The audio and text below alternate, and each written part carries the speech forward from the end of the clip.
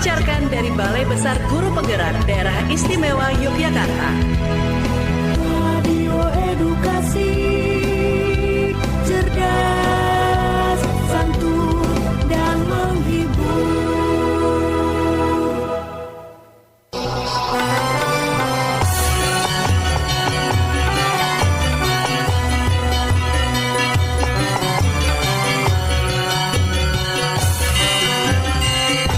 Insan Edukasi Rahayu, salam sastra budaya. Pepanggihan wonten ing Risban Radio Edukasi Sastra Budaya Adiluhung Nusantara.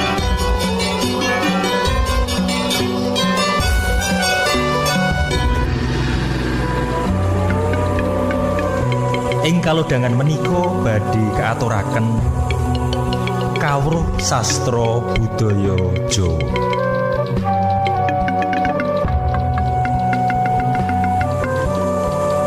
Halo, selamat sore Insan Edukasi, sugeng sonten, sugeng pepanggihan malih wonten ing program Resban Radio Edukasi Sastra Budaya Adiluhung Nusantara di Balai Besar Guru Penggerak Provinsi Daerah Istimewa Yogyakarta. Senang sekali ya, hari ini kita ada tamu yang super spesial, jauh-jauh datang dari Australia. Ada Profesor George Quinn dari Australian National University, dan kita akan membahas tentang apa itu sastra Jawa dan mengapa beliau sangat tertarik untuk ketertarikan beliau ya tentang sastra Jawa, sastra dan budaya Jawa. Bagaimana ceritanya? Terus saja simak program Resban Radio Edukasi Sastra Budaya Adiluhung Nusantara di Radio Edukasi Balai Besar Guru Penggerak Provinsi Daerah Istimewa Yogyakarta. Profesor George Quinn. Sugeng sonten, Prof. Sugeng sonten, kados pundi kabaripun? Saya. Prof. Menika Prof, dalem menika badhe mbikak ngagem basa Jawi. Nggih. Tapi radi mboten pede. Amargi menapa kramanipun dereng Jangkep. Dereng jangkep nggih. Iya. Dan karena memang pendengar kita itu ada di seluruh Indonesia juga, Prof. Oh begitu. Di dunia bahkan juga di mancanegara banyak yang mendengarkan. Mungkin di Australia juga. Iya, salah satunya Prof Quinn. Memang saya sudah beberapa kali ikut siaran Resban di Canberra, Australia. Begitu. Matur nuwun. Sudah mendengarkan Resban paling tidak di Canberra. Betul. Ya, paling tidak. Ada juga di tempat lain, mungkin di Cina ada teman dari Sanggar Sastra Jawa juga yang live mendengarkan streaming dari sana, live streaming dari China. Menika Radio Edukasi menika program Resban menika Prof. Kerjasamanipun kalian Sanggar Sastra Jawa Yogyakarta. Sampun hampir 2 tahun nggih. Ya, hampir 2 tahun. Hampir 2 tahun. Atau mungkin lebih ya. Lebih dari 2 tahun ya. Dulu Resban itu mengangkat karya-karya sastra Jawa untuk dibacakan. Ya. Jadi bagaimana pendengar atau insan edukasi itu bisa mendengarkan cerita-cerita yang isinya pastinya ada pengetahuan tentang lokalitas Jawa. Nah, di situ diperdengarkan melalui radio edukasi. Hari ini kita akan membahas tentang sebenarnya edukasi yang diperoleh dari sastra Jawa. Itu pertama. Yang kedua adalah publikasi sastra Jawa ke ranah global, from local to global. Ya. Dan saat ini hadir terhormat kita ada Prof George Quinn. Ya, yang hadir ke Yogyakarta, dan ini mungkin kali kesekian ya, karena Prof George Quinn ini sebenarnya tanah keduanya adalah di Indonesia, di Yogyakarta. Ya, betul, memang. Ya. Betul, Jawa Tengah begitu. Jawa Tengah dan daerah istimewa Yogyakarta. Nah, kenapa istimewa? Karena Prof George Quinn ini juga sangat fasih berbahasa Indonesia dan Jawa. Itu dia. Betul. Saya kenalkan sedikit mungkin untuk insan edukasi. Jadi Profesor Josh Quinn ini adalah dosen senior di Australian National University, ya, dan beliau concern mempunyai perhatian yang kuat tentang sastra Jawa modern. Ya, nah dulu Prof Josh Quinn ini pernah juga kuliah di Jogja loh. Nah, wonten pundi kuliahipun Prof Quinn? UGM tahun 1971 dan lulus tahun 1973. Ya. Wow. Benar. Ya, itu betul. Apakah program akselerasi, Prof? 2 tahun nih lulus. Ya, 3 tahun. Oh iya, ya, oke, ya. betul. Karena spesial. Dulu itu kan ada banyak mata kuliah dan Prof Quinn ini dilarang mengikuti satu mata kuliah. Apa kira-kira? Apa kira-kira? Mata kuliah keras. Ya, dilarang keras. Dilarang keras. Menapa, Prof? Bahasa Inggris. Lah iyalah wong dari lahir sudah bisa bahasa Inggris. Iya, nah betul. Itu dia. Oke, ya. baik. Kemudian setelah dari UGM melanjutkan ke jenjang doktoral ya di Sydney kalau nggak salah. Sydney University dan disertasinya itu berjudul Novels in Javanese. Wow. Novel-novel berbahasa Jawa. Jadi Profesor Josh Quinn ini mengumpulkan 100 judul novel berbahasa Jawa, kemudian dianalisis. Ya. Dianalisis ada, kalau bahasa Jawa ada beberapa perangan, ya, beberapa chapter, ya, yang mengupas tentang novel-novel, karakter novel itu sendiri, kemudian gaya-gaya penceritaan novel tersebut, kemudian sudut pandang novel tersebut yang menggambarkan tentang budaya Jawa. Bahkan muncul istilah novel panglipur wuyung. Mas Dimas ini menyampaikan ada sekitar 100 judul cerpen yang dikumpulkan novel Jawa. Bukan cerpen, novel. Maaf ya. Dan itu yang ingin saya tanyakan, apa sih ketertarikan Prof Quinn terhadap sastra Jawa? Pada waktu itu saya sekitar tahun 1971, saya masuk tingkat 1 Universitas Gadjah Mada. Dan pada waktu itu belum ada sistem SKS. Belum ada. Jadi semua paket ya, masih paket. Ya. Warisan dari zaman Belanda. Jadi belum diperbaiki, belum diperbarui. Jadi kurikulumnya menggunakan kurikulum Belanda. Betul, ya, kurang lebih. Dan ada, ya, pokoknya semua mata kuliah yang diberikan itu wajib semua diambil ya. Iya. Kecuali agama ada pilihan. Terus bahasa daerah juga ada 3 macam pilihan. Selain itu wajib semua. Jadi misalnya sastra Indonesia, sastra Sanskerta, bahasa Arab, itu semuanya wajib. Termasuk bahasa Inggris. Itu dia tadi yang tidak boleh itu ya. Jadi saya nyicil ayam. Nyicil ayam. Wah, paling kurang ada 1 mata pelajaran yang pokoknya mata kuliah yang saya lulus mesti. Sudah pasti lulus. Pasti lulus. Bahasa Inggris, sastra Inggris. Yang lainnya belum tentu lulus, tapi yang bahasa Inggris pasti lulus. Jadi, tapi saya dipanggil oleh Bapak Dekan pada waktu itu, Bapak Sugondo, nama beliau. Ya. Lalu beliau dengan terus terang saja beliau mengatakan kepada saya, Anda. Ya bukan Anda, dia bilang barangkali kamu tidak boleh mengambil bahasa Inggris, tidak boleh. Ya. Jadi pokoknya bahasa daerah itu ada beberapa macam. Kamu harus memilih penggantinya dari pilihan bahasa daerah. Jadi saya memilih bahasa Bali di samping bahasa Jawa.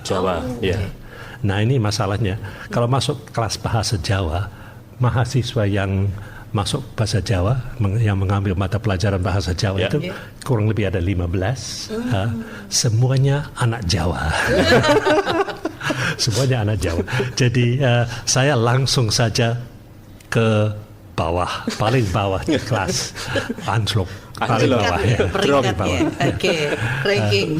Jadi saya harus mencari les privat di luar untuk menopang, Mengangkat nilai. mengangkat nilai begitu Ya, ya, ya. kurang lebih ya. Karena itu saya sibuk belajar bahasa Jawa dengan pokoknya dengan cara yang sekecandaknya. Sangat gitu. canda. Kecandaan. Iya. Oke. Jadi dari situ ya mulai ketertarikannya. Nah, di mana pada waktu itu ada loak buku di Yogyakarta. Sebetulnya ada beberapa loak buku, Yeah. pasar Pasar buku-buku, loak, ya. pasar loak, Yeah. yang buku-bukunya itu Pangli Perwuyung sebagian besar, buku yang terbit pada tahun 60-an, Yeah. buku kecil yang lalu masuk perpustakaan swasta Oke. untuk dijajakan secara sebagai sumber pendapatan untuk yang punya perpustakaan kecil itu. Yeah. Dan sehabis masa jayanya buku novel Pangli Perwuyung, Yeah. lalu pindah ke pasar loak begitu. Jadi saya setiap minggu ke pasar loak, saya jelajahi dan mesti pulang membawa beberapa novel baru kecil yang lalu saya baca di rumah dan saya menjadi ketagihan. Kurang Mungkin lebih begitu salah ceritanya. satunya karangan Ani Asmoro. Betul, Ani Asmoro itu Iya. salah satunya. Iya. Ya, betul. Widi Widayat, Widi Widayat. Sri Hadijoyo, banyak sih, banyak. Iya. Oke. Nah, ini menjadi menarik ya, karena Prof Queen ini benar-benar menguliti sastra Jawa modern. Betul. Dan beliau benar-benar sampai ke tingkat yang konkret. Artinya tidak hanya membaca, tetapi juga membuktikan dengan buku-buku yang ditemukan sendiri, dibaca, kemudian dianalisis, kemudian dicatat, didokumentasikan di dalam tulisan Novels in Javanese. Ya. Tapi tidak itu saja loh. Saya mencatat juga ada terbitan tulisan Prof Jos Queen ini yang mungkin beberapa tahun yang lalu ya. Judulnya Wali Brandal Tanah Jowo. Bahasa Inggrisnya apa, Prof? The Bandit Saints of Java. Wah, The Bandit Saints Bandit of Java. Saints of Java. Ya, nih. Cerita sedikit dong. Boleh, kita spill. Ini begini ceritanya. Asal mulanya saya menjadi tertarik pada masalah makam keramat dan Makam keramat. praktek Yeah. ziarah lokal. Ya. Di UGM zaman dulu Yeah. ada mata kuliah bahasa Arab Yeah. wajib. Wajib. Nah, saya masuk, saya juga harus ikut bahasa Arab. Yeah. Guru pada waktu itu nama beliau adalah Profesor Sumardi. Yeah. Dan Profesor Sumardi itu sangat ditakuti oleh para mahasiswa. Mengapa? Karena beliau mempunyai suatu kebiasaan yang cukup mengerikan. Apa itu? Yaitu dia memberikan PR, ya, harus dipelajari. Misalnya masalah dalam tata bahasa Arab. Ya. Terus minggu berikutnya beliau lalu bertanya kepada mahasiswa mengenai masalah yang diberikan minggu sebelumnya. Yeah. Ya. Kalau ada yang tidak dapat menjawab, ditunjuk oleh beliau, tidak dapat menjawab, beliau itu punya suatu kebiasaan. Mahasiswa itu ditatap lama sekali dengan mata sedikit melotot, ditatap 1,5 menit, 1 menit, ditatap terus menantikan jawaban dari mahasiswa yang berkenan. Dipentelengi. Dipentelengi, betul. Ya, terus-terusan. Jadi mahasiswa itu ada yang sampai gemetar, yang saking takutnya. Ya. Tapi Prof, tanya Prof pernah dipentelengi tidak? kalau saya sendiri, I was a good little boy. Jadi saya, Mahasiswa cerdas. kalau bahasa Inggrisnya, saya anak baik. Anak manis dong, tidak pernah dicewer ya Prof ya. Begitu ya memang. Ya. Oke. Jadi Kesan ya Prof ya. Dengan ya, Prof Sumardi. jadi kami memperoleh suatu siasat. Ya. Ya. Kalau ada yang tahu jawabannya, Ya. itu bisa bangkit dari kursinya, lalu jawaban itu dibisikkan ke telinga mahasiswa yang sedang dipentelengi itu. Ya. Oh. Dibisikkan. Lalu mahasiswa itu bisa menjawab, dan kelihatannya Profesor Sumardi senang. Percaya. Ya, senang. Ya. Walaupun dia melihat dengan meripatnya sendiri, dia melihat di mahasiswa yang Dibisiki sedang oleh yang lain. dibisiki. Ya. Oh ya. Tapi beliau kembali meneruskan pelajarannya. Gitu. Ya. Oke. Nah, ini ada sedikit nada sedih yang terpaksa saya ceritakan. Beliau menjadi sakit, dan lalu beliau dirawat di sebuah klinik di Jogja bagian selatan, di dekat taman siswa. Ya, selatan ada. Dulu ada klinik ya. Ya, ada klinik di sana. Ya. Dan mahasiswa yang masuk dalam kelas bahasa Arabnya itu lalu membuat semacam jadwal supaya setiap saat paling kurang ada satu mahasiswa yang menunggui beliau di ruangnya di sana. Ini baru pertama kali dalam hidup saya mengalami masalah semacam ini, karena di Australia tidak ada kebiasaan semacam ini. Di sini pun barangkali belum tentu ada, tapi mahasiswa itu begitu menghormat dan begitu takut pada Profesor Sumardi, sehingga beliau dijaga terus-terusan. Dan saya masih ingat 2 kali saya dijadwalkan menunggui beliau di kamarnya di tengah malam. Jadi mulai jam 1 tengah malam sampai jam 3, jam 4 gitu. Jadi suatu pengalaman yang betul-betul sangat tidak terlupakan gitu. Tetapi sedihnya beliau meninggal, lalu dikuburkan di kuburan Universitas Gadjah Mada. Sawit-sari. Ya, di Sawit-sari. Sawit-sari. Ya. Kemudian ada dosen penggantinya. Lalu pada akhir tahun ada ujian bahasa Arab. Dan teman-teman sekelas itu lalu mengambil keputusan. Kami ziarah ke makam Profesor Sumardi dengan tujuan hendak memohon, meminta pangestu beliau barangkali atau memohon bantuan beliau untuk lulus ujiannya. Jadi saya masih ingat sekitar jam 2 siang pada suatu hari, jam 2 siang kami sekelas berangkat ke makam Gadjah Mada. Makam Gadjah Mada. Lalu duduk bersila sekeliling makam beliau yang belum dikijing tentu saja. Lalu berdoa memohon bantuan beliau. Mudah-mudahan beliau berkenan membantu anak didiknya supaya semua lulus ujiannya. Ternyata dari 15 anak itu yang lulus hanya 2. Jadi beliau itu tetap keras gitu. Tapi saya menjadi tertarik pada masalah ziarah pada saat itu juga, sehingga minat itu saya teruskan pada masa selanjutnya gitu. Oke, ini memang sebenarnya ketika menilik tentang ziarah ziarah itu memang akhirnya menjadi budaya ya. Dan itu memang budaya masyarakat Jawa memohon istilahnya restu dari para leluhur untuk tujuan-tujuan tertentu. Betul. Ada yang mungkin positif dan ada yang mungkin juga. ada yang menganggap itu negatif. Tapi itulah budaya Jawa. Kita break dulu. Oh, baik, Mbak Reza. Kita break dulu karena nanti Prof Kin juga akan menyiapkan satu yang akan diwawas, Punowo. Ya, ada nukilan cerika. Oke. Cerika itu adalah cerita cekak atau cerita pendek dalam bahasa Jawa. Betul. Kita dengarkan dulu satu lagu.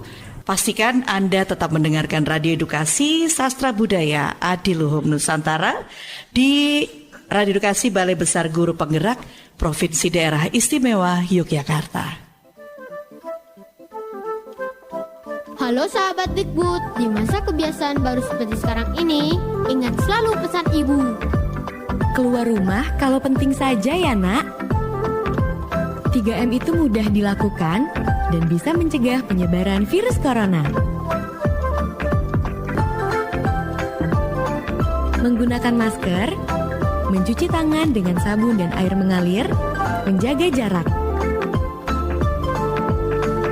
Sahabat Dikbud, kalau kamu sayang keluarga, jangan bawa virus ke rumah ya. Ingat pesan ibu, ingat 3M. Ayo cegah penyebaran virus COVID-19 dimulai dari diri sendiri dengan menerapkan 3M. M yang pertama, memakai masker. M yang kedua, mencuci tangan dengan sabun dan air mengalir. M yang ketiga, menjaga jarak. Iklan layanan masyarakat ini dipersembahkan oleh Kementerian Pendidikan dan Kebudayaan Republik Indonesia. Transformasi Pendidikan Indonesia bersama guru, sekolah, dan organisasi penggerak. Gaungkan Merdeka Belajar, wujudkan bersama Radio Edukasi. Baik, insan edukasi, kita masih di program Resban Radio Edukasi Sastra Budaya Adiluhung Nusantara di Balai Besar Guru Penggerak Provinsi Daerah Istimewa Yogyakarta, dan hadir bersama kita adalah Profesor George Quinn dari Australian National University dari Australia, dan juga saya Reza Kayana ditemani oleh Mas Dimas Tioko. Yeah. Kameranya ada 2 di sini dan di sini. Oh, dan di sini. Ya. Baik, kita lanjut lagi langsung mungkin ke pembacaan. Ya, Prof. ini kelihatannya Prof. George Quinn is ready, siap untuk membacakan cerita cekak. Tapi mungkin hanya 1-2 paragraf saja. Yeah. Monggo, insan edukasi, kita dengarkan nukilan cerita cekak berjudul Layangan Tatas yang akan dibacakan oleh Profesor George Quinn. Ya, dan ini adalah karangan dari Margaret Widi Pratiwi. Monggo, Prof. Ngarepake mangsa ketiga ngene iki. Yen sore angin semeripit, hawane kekes, adem. Mancik sasi kelima, kaya padatan ungsum layangan. Ora neng lapangan, ora neng tegalan, kebak wong ngundo layangan. Ora nom, ora bocah, sedeng Mbah Kerto wae ya moh keri. Uga ora mung bocah lanang, Sri anak elek dan wae ya melu peplayon ngoyak layangan tatas. Kamangka Sri kuwi ya wis keliwat perawan. Dadi yen melayu ya kaya atlet wae dadi sawangan. Dadi encepan sing serik. Sri mono bocahe telan. Ora perdulen. Orang gagas kojahilian. Arep serik, arep seneng, butuhe orang rugekke lian. Kowe kuwi cah wedok nduk, ora wangun. Ngono panyenduwe Lek Jan wadon. Coba to? Ngono kuwi ora ya ora umum to? Pacute meruhi ragam dinese anake. Katok cekak, kaos puntung, nyandang layangan nang gegere, nyangking tempolong ukelan benang. Mbok wis pen. Mbok ne, wong yo orang bebayani panyaute sing lanang. Ning rak yo waku to. Cak liwat 17 tahun kok kaya bayi wae.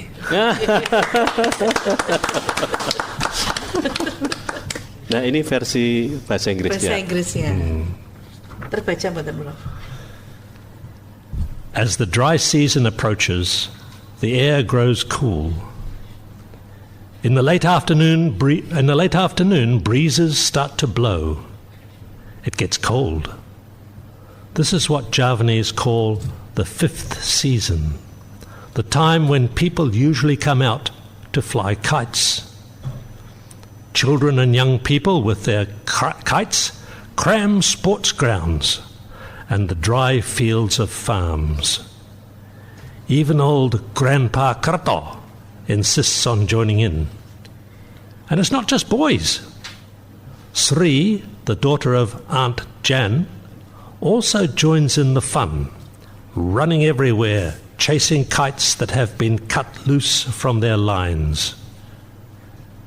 She's a big girl now, in fact, a young woman. So when she runs, she's like one of those female athletes. Everyone is looking at her. Some people don't like what they see. They turn down the corners of their mouths. Her behavior simply is not appropriate. But Sri is indifferent to them. The opinions of others don't trouble her at all. She doesn't care whether they approve or disapprove. After all, she's not doing anyone any harm. Sampun. Sampun, J. sampun. Ya, ini nukilan dari cerita cekak Layangan Tatas. Nah, tadi yang langsung terbersit di benak saya itu adalah Prof Queen ini menghayati sekali, menghayati sekali di dalam pembacaan, ya, sekaligus juga di dalam translation, dalam terjemahannya bahasa Inggris. Satu hal nih yang ingin saya tanyakan, apa sih yang menarik dari sastra Jawa, Prof? Sastra Jawa modern, khususnya yang cerita cekak ini, apa yang menarik? Bagi saya yang menarik, pengarang yang menulis dalam bahasa Jawa menulis sebetulnya untuk kalangannya sendiri, yaitu untuk sesama orang Jawa. Sedangkan mereka juga rata-rata pada umumnya mereka juga pandai menulis dalam bahasa Indonesia. Dan apabila mereka menulis dalam bahasa Indonesia, mereka menulis untuk sidang pembaca yang lebih luas. Orang Indonesia dari Sabang sampai Merauke. Bahkan untuk orang yang belajar bahasa Indonesia dan ingin mengenal sastra Indonesia di luar negeri. Jadi mereka menulis dengan sikap yang lebih keluar. Sikap yang lebih berkiblat kepada kebudayaan dan ragam sastra di luar daripada masyarakat Jawa.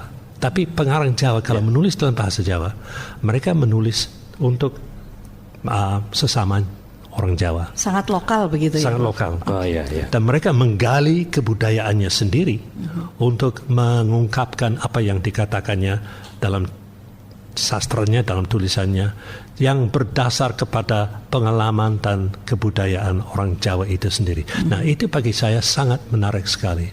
Orang Jawa, pengarang Jawa itu berkiblat ke dalam, sedangkan yang menulis dalam bahasa Indonesia boleh dikatakan berkiblat keluar. Dan mengambil tema, mengambil gaya bahasa, mengambil idiom atau ungkapan dan sebagainya dari dunia luar. Orang Jawa, pengarang Jawa tidak demikian. Dan hal itu sebetulnya menimbulkan suatu kekayaan sebetulnya. Kekayaan. Karena sastra Jawa dan kebudayaan Jawa begitu kaya akan berbagai metafora, simbol, lambang, tokoh-tokoh yang misalnya berperan dalam wayang dan sebagainya, itu semuanya dapat disebutkan, tidak perlu dijelaskan, tidak perlu diberi catatan kaki dan sebagainya. Pembaca Jawa sudah tahu, sudah paham, sudah paham. Ada konteks yang terbangun di situ. Ada konteks dan biasanya sangat orisinil kalau dibandingkan dengan sastra yang bersifat internasional. Yang bersifat internasional menurut saya rasanya sebagai orang yang banyak membaca sastra internasional, lebih orisinil Jawa punya. Gitu. Tepuk tangan dulu dong. Tepuk tangan dulu. Karena memang orang Jawa itu mengangkat budayanya sendiri, begitu ya, Prof? Begitu, budayanya sendiri, lokalnya itu memang diangkat dan itu menjadi sebagian kehidupan mereka sehari-hari ketika menulis sastra Jawa itu ya. Dan ini sebenarnya ada kaitan dengan perjalanan Prof Jos Queen ke Indonesia, khususnya ke Jogja ini, karena Prof Queen ini kemarin bedah buku, bedah buku terjemahan. Jadi ada 30 cerita cekak ya dari pengarang-pengarang Jawa yang ada di Jawa ini diterjemahkan ke dalam bahasa Inggris ya, dan judul bukunya She Wanted to Be a Beauty Queen. Ya. Oke, Queen, bener ya, Queen. Oh, Queen. Ya, Queen. Lebih ditarik ininya, Queen. Ya, ini harus belajar seperti nih. Harus salah. banyak tinggal di Australia. Iya, ya. Dan sebenarnya penerjemahan ini adalah salah satu titik strategis ya di dalam publikasi budaya Jawa tadi supaya terbaca secara internasional. Betul. Ya. Mungkin secara khusus Prof Queen ada mungkin pesan dari buku itu ya untuk pembaca. Sebetulnya pesannya bermacam-macam dan banyak sekali. Cerita-cerita yang termuat dalam She Wanted to Be a Beauty Queen, saya kelompokkan menjadi 6 kelompok. Oh, 6 kelompok ya. Menurut tema. Jadi setiap kelompok itu memuat 5 cerita yang temanya kurang lebih berkerabat satu sama lain. Apa saja? Misalnya yang pertama itu the old echoes of old Java. Jadi kebudayaan lama Jawa masih berkumandang dalam masa sekarang. Oh, sampai saat ini. Sampai saat ini. Bagaimana pandangan pengarang Jawa apabila mereka memandang kepada kebudayaannya sendiri. Dan biasanya pengarang Jawa itu punya suatu siasat, suatu cara, yaitu dengan mengangkat semacam metafora yang menjadi inti daripada sebuah cerita pendek. Jadi misalnya cerita pendek yang paling pertama dalam She Wanted to Be a Beauty Queen, judul aslinya Sumur Gumulung. Oh ya. Saya terjemahkan The Well That Keeps Us Together. Oh iya. Karangan Mbak Ardini ya. Mbak Ardini Pangastuti. Betul, memang. Ya. Menurut pandangan Mbak Ardini dalam sebagaimana diungkapkan dalam cerita pendek itu,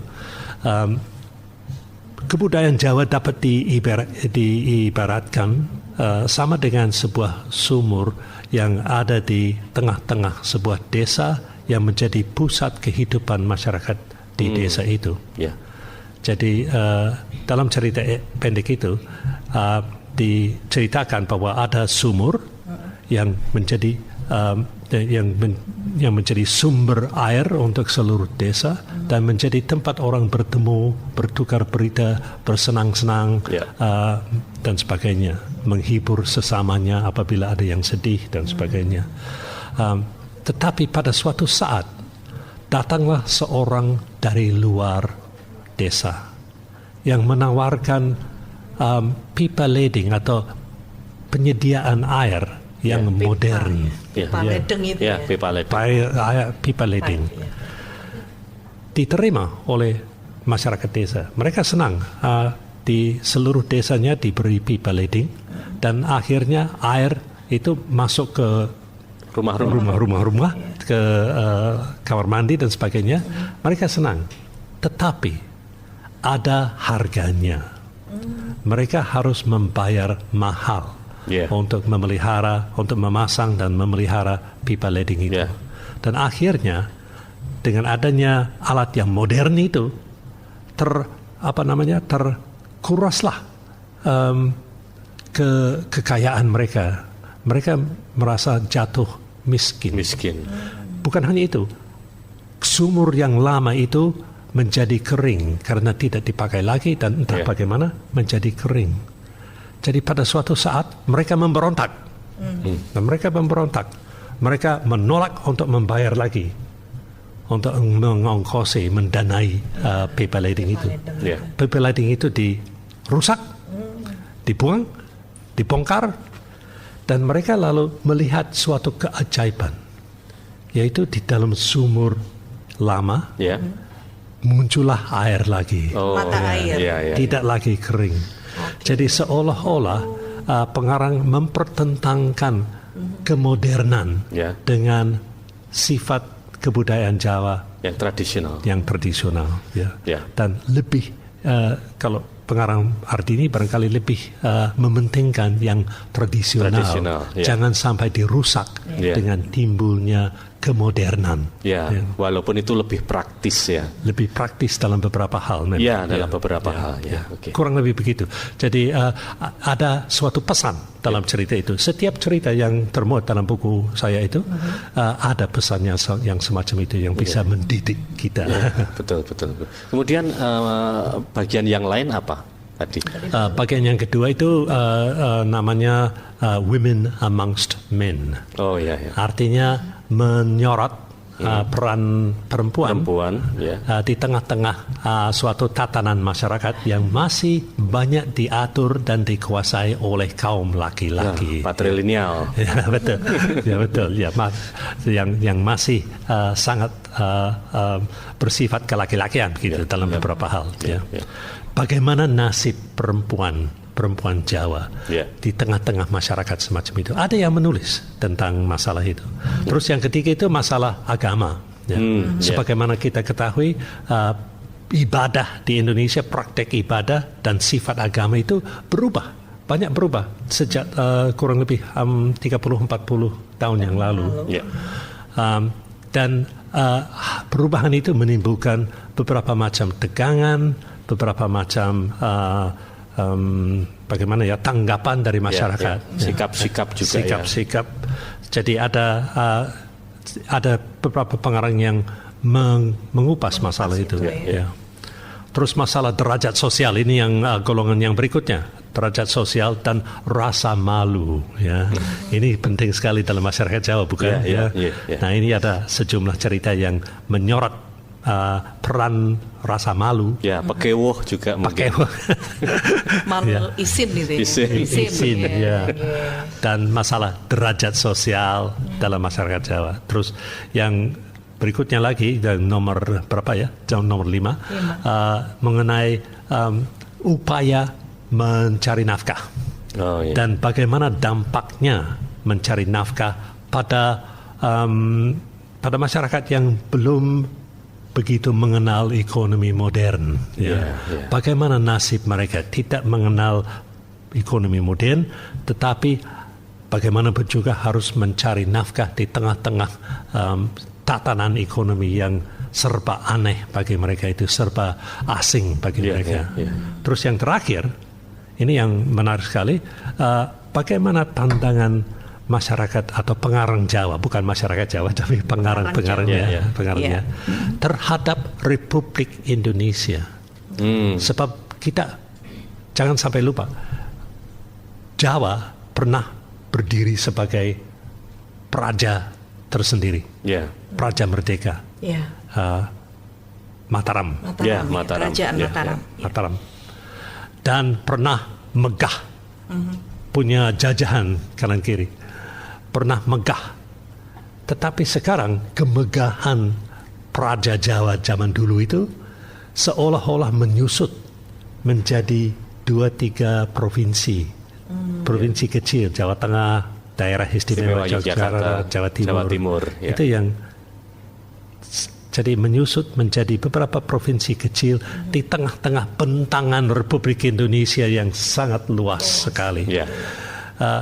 Bagaimana orang Jawa memandang kepada situasi baru dalam kehidupan atau sejarah masyarakat Jawa? Ya, memang yang menjadi pendukung Republik Indonesia dan kemerdekaan Indonesia sebagian, bahkan sebagian besar etnis Jawa. Dan presidennya hampir semuanya etnis Jawa. Tetapi tetap jauh di lubuk hati pengarang Jawa ada yang masih memandang kepada Republik Indonesia sebagai sesuatu yang baru, yang lain daripada yang pernah ada pada zaman sebelumnya. Kurang lebih begitu, Pak. Oke. Menarik ya, semakin menarik. Ini syarat akan edukasi sebenarnya. Betul. Nah, kita sebelum mengarah ke edukasi, karena saya juga pengen kuliah lagi sama kita ini break dulu. 2 semester sudah 2 semester ya. Berapa SKS kalau 2 semester itu? Ini kuliah gratis bener ini. Baik, Prof, Mas Dimas juga Insan Edukasi, kita akan break dulu ya, break sesaat. Pastikan untuk tetap mendengarkan Radio Edukasi Sastra Budaya Adiluhung Nusantara di Balai Besar Guru Penggerak Provinsi Daerah Istimewa Yogyakarta sampai nanti kurang lebih mendekati pukul 4:30. Tetap di sini di Radio Edukasi, cerdas, santun, dan menghibur. Transformasi pendidikan Indonesia bersama guru, sekolah, dan organisasi penggerak. Gaungkan Merdeka Belajar, wujudkan bersama Radio Edukasi. Baik insan edukasi, kita masih di program Radio Edukasi Sastra Budaya Adiluhung Nusantara atau Resben, Radio Edukasi di Balai Besar Guru Penggerak Provinsi Daerah Istimewa Yogyakarta. Masih bersama saya Reza Kayana, Dimas Tioko, dan juga Prof. George Quinn dari Australian National University. Jauh-jauh dari Australia, tapi memang Jogja adalah tempat tinggal kedua begitu ya Prof? Gimana? Tanah kedua. Betul memang ya. Separuh hatinya itu Jawa. Coba tanya. Iya, separuh hatinya Jawa Prof. Betul memang ya, betul. Dari mana Prof? Sudah baca biografi beliau.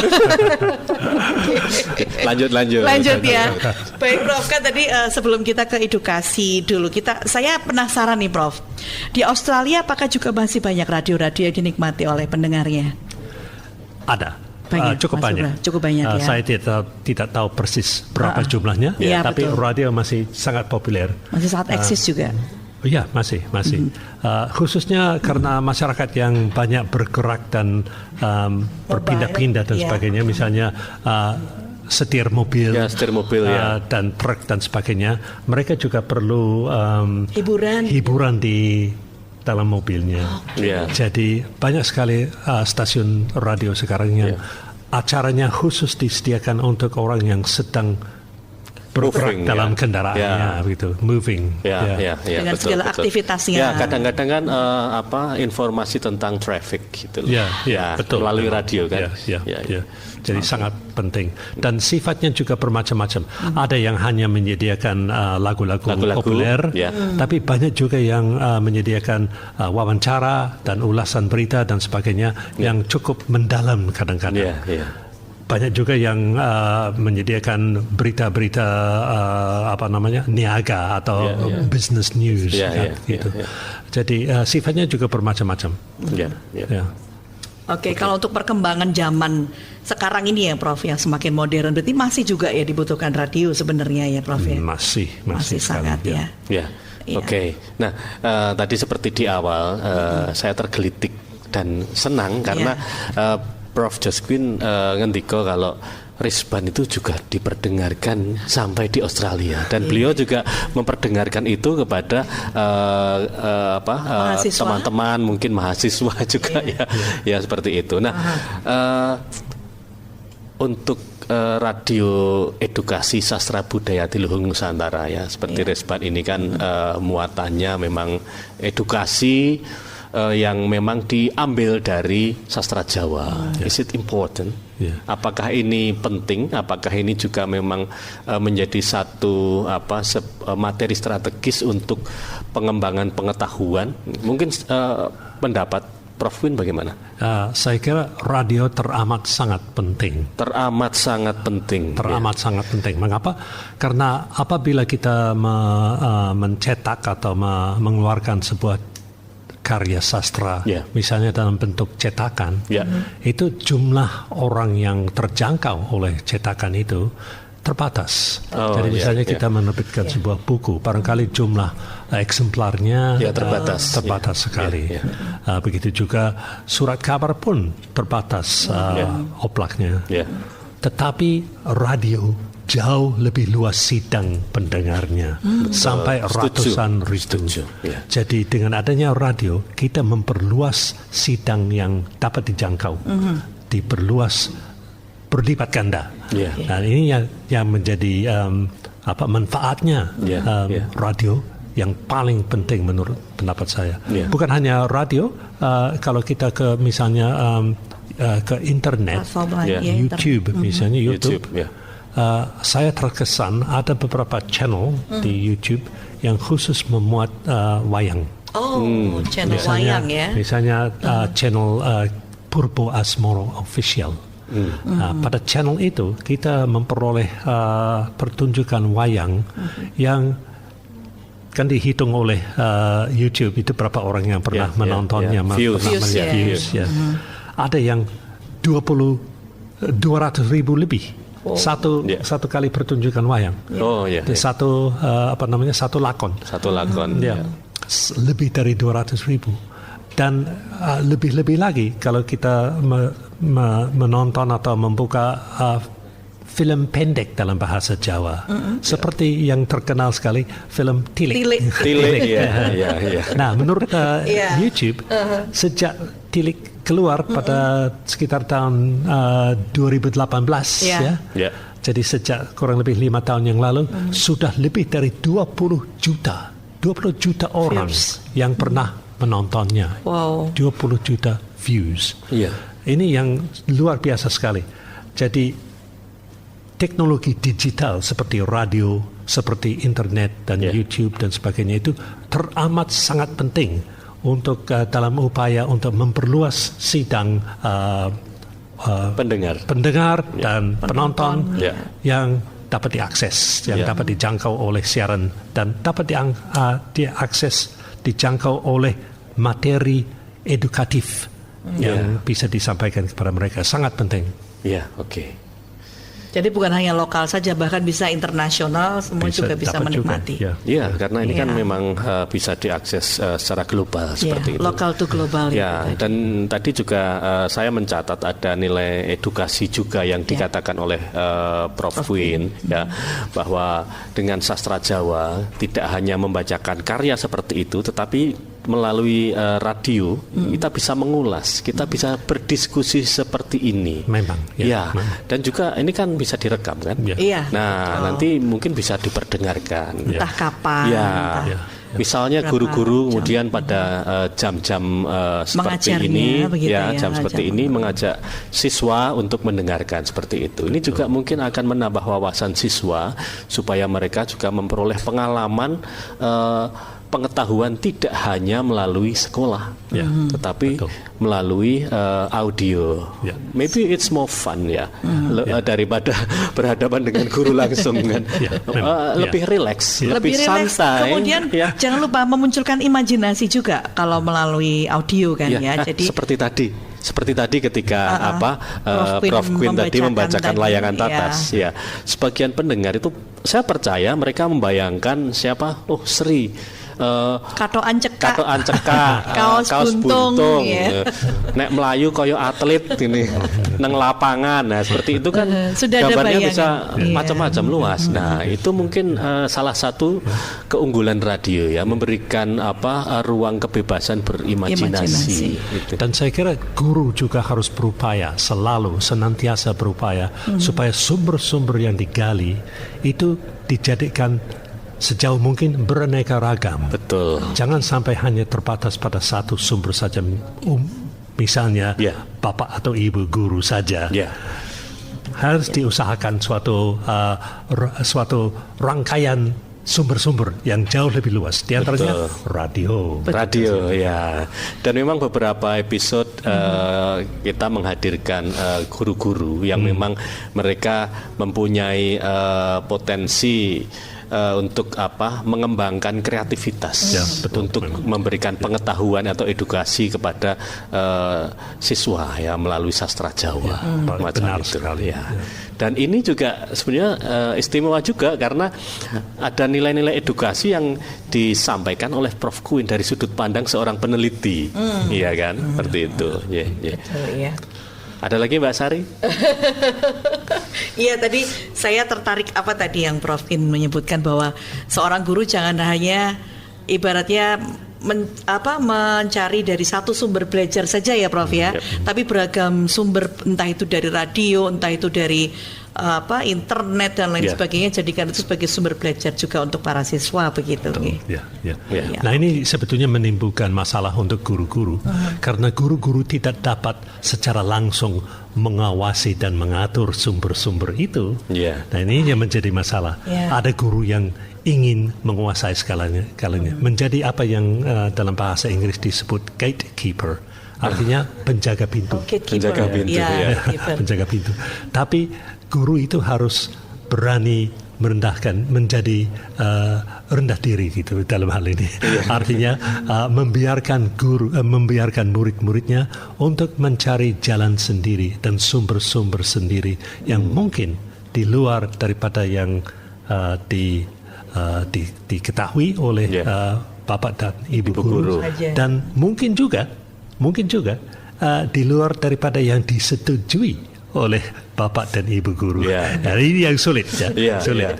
Jadi harus murid-murid itu, mereka itu punya sifat penasaran segala-galanya. Anak kecil penasaran segala-galanya. Jangan sampai kita mengungkung mereka sehingga mereka rasa penasaran itu sampai mati atau berkurang. Jangan mereka kita memaksakan begitu ya, Prof. Memaksakan apa yang kita ketahui itu saja yang boleh diketahui oleh murid, tidak. Tapi biarkan mereka bebas untuk menemukan apa yang mereka inginkan, tapi di dalam satu pengawasan. Pengawasan yang belum tentu sempurna. Betul. Oke. Nah, Prof, ini mungkin time is running time is running. Tetapi ada satu mungkin yang kami harapkan, Prof Queen, dengan adanya Radio Edukasi Sastra Budaya Adiluhung Nusantara yang mengangkat sastra Jawa sebagai bagian dari sebuah proses edukasi. Harapan dari Prof Josh Queen apa untuk Radio Edukasi? Sebetulnya peranan bukan hanya peranan sastra Jawa, peranan sastra titik di dalam radio edukasi itu sifatnya dan manfaatnya bermacam-macam sekali. Misalnya untuk memupuk jati diri daripada murid-muridnya. Betul. Jati diri, supaya mereka lebih merasa menjadi anak Indonesia itu bagaimana dengan segala seluk-beluknya. Itu sangat penting. Terus yang kedua, ini juga sangat penting sekali. Kalau kita belajar membaca, kalau kita membaca sastra yang beraneka ragam, dan kalau kita berusaha menulis sendiri, itu mengembangkan kepandaian dalam hal ekspresi. Jadi kita dapat mengungkapkan diri secara lebih jelas, lebih baik, lebih lengkap, lebih punya daya tarik begitu. Jadi sastra sangat-sangat membantu anak-anak untuk mencari kosakata, mencari gaya bahasa dan sebagainya yang membantu mereka untuk menyuarakan sifat diri mereka sendiri. Ini saya kira juga sangat satu manfaat yang baik. Lalu di samping itu, tentu saja sastra itu menghibur.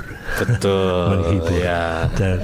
Dan ada, jadi kita mengajak anak didik untuk menghibur diri dengan membaca. Bukan hanya sastra tertulis, sastra dalam wujud puisi misalnya, terdapat dalam lagu-lagu populer.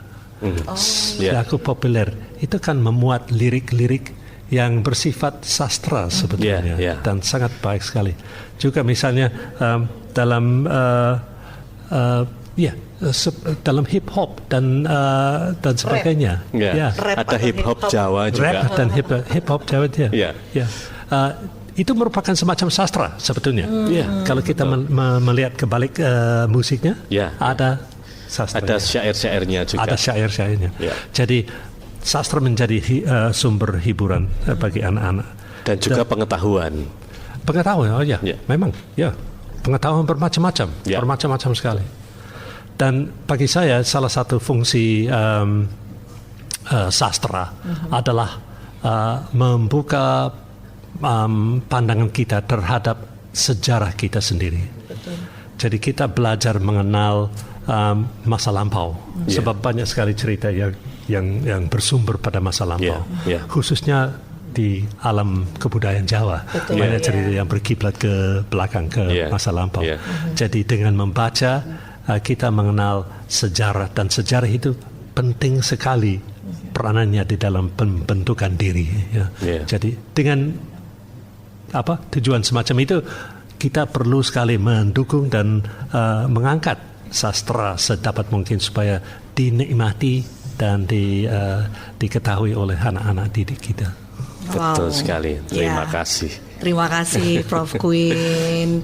Anak-anak juga semakin cerdas dengan banyak membaca, dengan berliterasi begitu ya. Jadi lebih dibiasakan tidak hanya membaca, tetapi juga mendengar. Mendengar dan juga menulis. Membaca, menulis dan mendengar. Sebab sastra tidak hanya tertulis, sastra juga bersifat lisan saja. Memang. Super sekali. Keren sekali. Terima kasih Prof. Queen. Sebenarnya kami masih ingin ngobrol banyak ya dengan Prof. Queen, tapi waktu juga yang membatasi kita. Ini kalau boleh sampai malam pun. Ya, memang. Tapi sebelum kita berakhir, saya ingin menyampaikan suatu undangan. Baik, silakan Prof. Besok pagi, jadi tanggal 14, hari Sabtu tanggal 14, di pusat Heritage Nathan di Kota Gede, toko buku Nathan dan bangunan-bangunan dan galeri yang sangat indah sekali. Ada peluncuran buku sastra Jawa, buku saya, terjemahan yang memuat terjemahan cerita-cerita dari bahasa Jawa, mulai jam 9:30 sampai bubar barangkali sekitar jam 11 jam 12. Ada diskusi, ada pembacaan cerkak, ada beberapa macam kegiatan yang lain. Dan jadi saya mengajak Bapak Ibu sekalian dan para pendengar semua, saya undang ke toko buku Nathan di Jalan Mondorakan nomor 5 Kota Gede. Toko bukunya bagus sekali. Saya senang sekali. Tadi saya ke sana itu, waduh, seharusnya saya dilarang masuk ke toko buku, sebab ternyata saya beli buku terlalu banyak. Tapi saya harap para pemirsa dan para pendengar datanglah besok pagi ke toko buku Nathan. Iya, baik. Oke, baik. Bertemu Prof. Queen juga di sana pastinya ya. Jelas. Oke. Baik Prof, terima kasih sekali untuk waktunya. Sudah jauh banget datang dari Australia, menyempatkan diri untuk bisa hadir dan kita siaran bersama di program Resban atau Radio Edukasi Sastra Budaya Adiluhung Nusantara, kerjasama Radio Edukasi dengan Sanggar Sastra Jawa Yogyakarta. Dan jangan lupa program Resban ini juga bisa didengarkan setiap hari Jumat pada pukul 15 sampai pukul 16, tentu di Balai Besar atau Radio Edukasi Balai Besar Guru Penggerak Provinsi Daerah Istimewa Yogyakarta. Kita bertiga pamit ya. Saya Reza Kayana. Saya George Quinn. Saya Dimas Tioko. Kita akan bertemu lagi di lain kesempatan dengan Prof. Quinn juga. Harapannya bisa bertemu lagi secepatnya begitu ya Prof ya. Semoga. Sehat selalu Prof. Sehat selalu Mas Dimas juga untuk Anda pendengar dan juga pemirsa Radio Edukasi Balai Besar Guru Penggerak Daerah Istimewa Yogyakarta. Kami mohon diri dan sampai jumpa.